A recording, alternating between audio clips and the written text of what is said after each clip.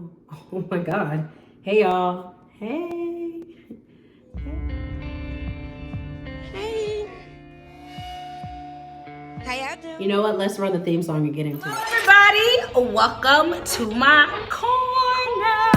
Welcome to my corner. Let's have a talk now. From Miami to California. Check your girl out. I'm gonna give it to you straight up. That's right. That's right. Keeping it real, no games inside. Let's go. Welcome to my corner, y'all.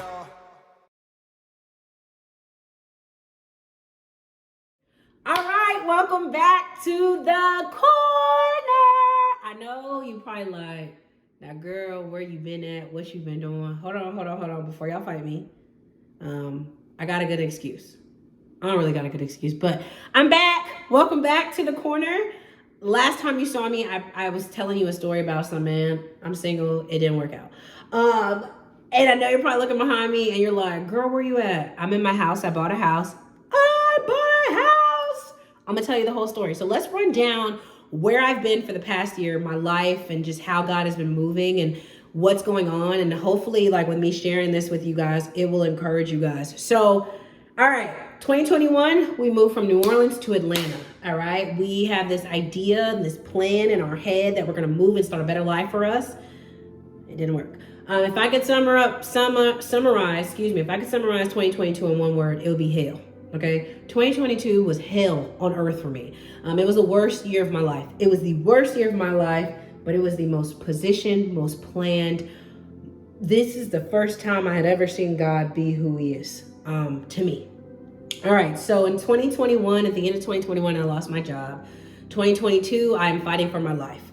I ended up getting my old job back, but I am so sad and disappointed in myself because I could not understand like the plan. For once I was making money. For once I was doing better. For once I was getting out of debt. For once I was becoming what I thought I should be the whole entire time. I was very hard on myself. I'm very disciplined on myself. I'm very hard on myself. Like I feel like I should be a lot further. So for once I felt like I was getting further and then I got set back. So 2022 was rough because I had to get out of my own way. And so that whole entire year I'm applying for jobs and they're giving me, girl, I ain't never been rejected more in my life. Okay. Like, baby, I was so rejected. I was like, Lord, is it me? Like, am I the drama? Like, if I'm a failure, just say that. So I was applying for jobs and jobs after jobs and wasn't getting any. So I am literally like the most saddest person. Like, I don't even know how I can tell you how I was getting up out of bed in the morning because I was just depressed. So depressed that I ate. Because one thing about me, whether I'm sad, happy, or mad, I'm gonna eat. So I gained a little bit of my weight back, but we back in the gym. Don't worry about it. And so I was just very sad. I was very depressed. I was angry at God because I could not understand why you allowed me to have something and then strip it from me that fast. And so January through about May, it's rough. Okay. I'm still doing content because I feel like the gift comes without repentance. So like the prayers that I was praying on TikTok and Instagram, those were for me, like my personal heart, because I was fighting for my life. And so from about January to about May, it's a little rough. So in May, I ended up having to go back to New Orleans to do the contract. Like the purpose of me getting the contract was like I had to do this event. So I went back to New Orleans to do the event. And while I was at the event, I applied for a job and I had my first interview for the job that I have now. And so after the event was over, my contract ended. That was the deal. So May came, no job, just vibes. So after the event ended, I was going to Mexico because I was just like, look, if I'm gonna be depressed, I'm gonna be depressed on the beach, having a good time, okay? Like, look, life is hard already. So I went to Mexico. I had the first interview. I went to Mexico. When I came back from Mexico, like literally getting on the airplane, the lady called me, was like, hey, we wanna get you for a second interview. So I was like, okay, cool. So I had the second interview, then I had another interview. They liked me, so I had a third interview, and then I got renewed to the fourth interview. So my job in New Orleans was like, hey, can we renew your contract? And I'm like, yeah, because I have no job. So my job in New Orleans was like, hey, we're gonna renew you till June 30th. Mind you, I'm in the middle of an interview process. So I'm like, this is great. I got about a month to figure it out. So while I'm in the process of interviewing with the job that I have now, I was like, I think I need to apply for another job because June 30th is around the corner and I got no options. So I applied for this job with this university and I had an interview and she was like, we're gonna bring you back for the second and third interview. She ends up hiring me the next day. All right, I'm happy, but it's also red flags because any job that's gonna hire you in 24 hours, I mean, they're gonna put you through hell. Do not work there, okay? So I got the job offer June 30th. My contract ended June 30th. I had an offer by 5 p.m. I accepted the offer because I had no other options. Like, I had to do what I had to do. But I really wanted to work where I was working now. So June 30th comes, I got a job, I can relax. I'm like, oh, God took care of me. Oh my gosh, that's crazy. And so I tell this job, I'm like, hey, I got a job offer, so y'all need to let me know. So now we into July, they're like, let's get to the 4th interview. So what ends up happening is I got a job offer from the job I'm at now and the job I had accepted. God had given me 2 offers by like deadline dates.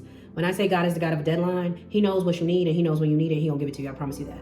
But as happy as I was that like the seasons was changing, I was so traumatized from this past season that I couldn't even rejoice. Everybody was so hyped, like, you got a job, you making money, because I was making as much as I made before. You a big boss. And I'm just so traumatized because I'm like, the last time I got happy about something, God stripped it from me. The last time I got excited about something, I was literally back on my face crying because I couldn't understand why he would punish me like this. So I don't know how to be happy. So I checked myself into therapy. Sound like I was about to say check myself into rehab. I checked myself into therapy. As soon as I got my job, I got my benefits, I went to therapy because I needed to understand how I was going to maneuver this trauma. I needed to understand, like, I needed to let go of the last season. I needed to feel it. I was so busy, like, in survival mode that I needed to be able to take a breath and I couldn't. So I got into therapy, started working. I started my job August 8th and we began to work. Okay. So let's fast forward a little bit to December. So in December, I always write this faith list. It's like what I'm believing God for. And in my faith list, my faith stance, there were a lot of things. Okay. One of the things is like, I wanted my social medias to grow. I wanted to be able to like have opportunities to speak to the world, like doing what I'm doing now. I wanted to get back in my weight loss bag. I wanted to be debt free. I wanted to fall in love. I don't know what's going on with that. No pressure. And I wanted to be able to save up enough money to buy a house. And so I wrote this faith stance and I asked my friends what they were believing God for. I asked them for their prayer list so I can join my faith with theirs. And then they say, what do you believe in God for? So I sent this list. And I was like, yeah, that's what the list is. So let's fast forward. This is January. Let's go to April. In April, my sister was driving in Atlanta. She got lost. I don't know how she ended up in the subdivision, but she got lost. And she texted me the name of the subdivision. She said, look at some houses here. Now, mind y'all, did I mention that when I moved from New Orleans, I had like $18,000 of debt, right? Okay, so this whole entire time, like this whole year and a half, I've been paying down my debts, like trying to get my credit up. So I had paid off a credit card. I was really proud of myself. I have one more credit card left that I'm paying off, which is Discover. So I went from about $18,000 worth of debt to like $6,500. Kudos to me. So, and them student loans, Joe and Kiki God paid it off. Anyways, so my sister ends up getting lost in this neighborhood and she's like, hey, I think you should look at this neighborhood. I'm like, all right, cool. So I called my sister's realtor and I'm like, hey, I think I'm ready to buy a house. I got some bread in the bank because I was saving. I got some bread in the bank. I think I'm ready to find a house. So my realtor was like, let's go Saturday. So she gave me a list of all the houses we want to see. I had got pre-approved for a $300,000 house. Okay. Based upon what I was making, I could get a $300,000 house. So I'm like, okay, cool. So Wednesday, my sister tells me this. Saturday, we're looking at houses. So I text my friends and I say, hey, I'm getting ready to look at houses. One of my faith stances was I wanted to buy a house. I'm about to start looking at houses. Join your faith with mine. That was Wednesday. Saturday, we go see the first house and I don't like it. We end up in the subdivision. As soon as I walk in, I said, I don't need to see anything. I'm getting a house. The price was a steal. I was like, I'm gonna get a house. And so I just took a leap. Like one of the things that I just took a leap. I was like, I'm gonna just get the house. And so the guy says, you want the house? I said, yeah. He's like, all right, you need $3,000 down. I was like, all right, bet. So I went into my bank account, I gave him $3,000 down for my earnest money. Hey, listen to me, when them TikTok people tell you don't need no money for a house, they be lying. You need some money, you need some bread. So I put down the earnest money, and by Saturday at 5 o'clock, I was under contract for a house. So my house was being built, and it wasn't gonna be ready till June 30th. So it was April, I had May, and I had June to figure out how we were gonna do this, and I was just like, this is a big step. The moment I moved in faith, fear started paralyzing me, because I was like, what happens if you lose your job again? What happens if this happens? What about this? What about that? When you rent, it's not on you. A house is on you. Can you handle this responsibility? Just really like questioning if I was able to do it. Also remind you, I'm still traumatized from that last season. So it's a lot of trauma in here. And so I was just like, we just gonna do it. So I prayed, I said, Lord, if this is your will, every single thing that I need for this house, you will supply. So April, fast forward, May, I go to DR with my family. We have some family vacation. June 30th comes, my house is not ready. We get pushed back to July. I'm like, fine, no problem. So at this point, I'm like, I need to buy appliances. One of my prayers was like, God, whatever I need, you supply. Do y'all know that I got appliances for like $2,500? And I was like, all right, Lord, I need the closing. I want the closing to be under this amount. The closing was literally, when I say the Lord ordained this, let me explain to you how. So I didn't want to put down like a lot of money. I was just like, if I put down money, I'm gonna be able to get the house and we just gonna be in the house. So I got into this program with the bank where they were like, because you're a first time buyer, you will not have to put any money, just bring your money to closing. So my closing cost was like little under like it was like maybe like under $3,500. So basically for my house, I spent about $6,500 to get the house. Pay for the appliances, that was like $2,500, pay for furniture, different things. So about 10 bands. You need about 10 to 12 bands. So every single time I prayed and I would ask God for what I needed for this house, he would do it. And so like I wanted this beautiful furniture. I wanted this beautiful bedroom set. And when I went to the furniture store, they was going to make me charge like, they was making me pay like almost 4 racks. I go to another furniture store, I got it for $2,700. I was like, Lord, I need furniture, right? And I don't want to go into debt to get it. Rooms to Go is having a sale, interest free. My dad's like, do it this way and you don't have any interest, just pay it off. I'm like, oh, bet. So I get my furniture, close on my house, and literally we have the corner. So the crazy thing is like, when I moved to Atlanta, I kept seeing these houses from the highway and I was like, I bet you I could qualify. I'm not really sure. My sister's like, I bet you could too, right? And I'm just like, nah, like doubting myself. So here we are in a house.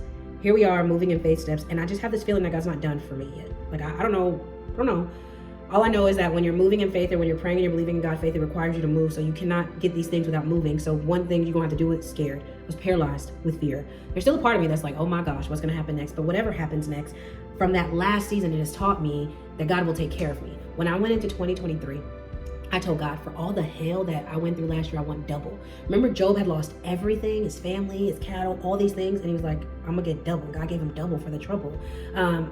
The night before my season changed in 2022, I went to Darius Daniels' church and he preached this sermon that said you don't need closure. And he was preaching about Job. And he was like, Job never got closure as to why his kids died, why he got sick. But if God needed Job to have closure, God would have provided closure. You don't need closure to move to the next season. And so for the past year and a half, I have been through hell. I don't understand why. I don't understand what God was doing, but I know that even though it's a season that I don't understand, it's a season that works for my good. Even though I don't understand why I have to go through this, I don't understand I don't understand it at all. Like, what was the plan here? But not my will, his will. Hold loosely to my own plan so God can have the space to create for me. Because if we would have followed my plan, I don't think I would be here. If we would have followed my plan, I don't even know what we would be doing, to be honest. I think I'd be in a season where I'm not. I don't think I'd trust God the way that I do. So now I'm in this season where I'm just like, new things, new everything, God is good. But I also know that no matter what happens to me, God will take care of me. Like, it's easy to say that God is a provider, but if you've never had him to provide for you, how do you know? I literally had nothing and God provided. So I know him to be a provider.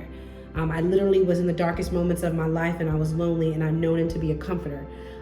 Everything that I used to read and pray about, I kind of like read about, like people would say, he's a healer, a friend to the friendless. Everything that I've heard him to be, I've experienced.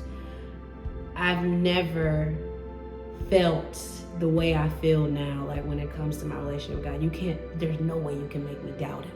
He gonna work for me every time. He's a man of his word. He's always gonna come through for me. That's just what I know him to be. So y'all, we got a new corner. We are back, ladies and gentlemen. We about to get lit, okay? Lit, yeah.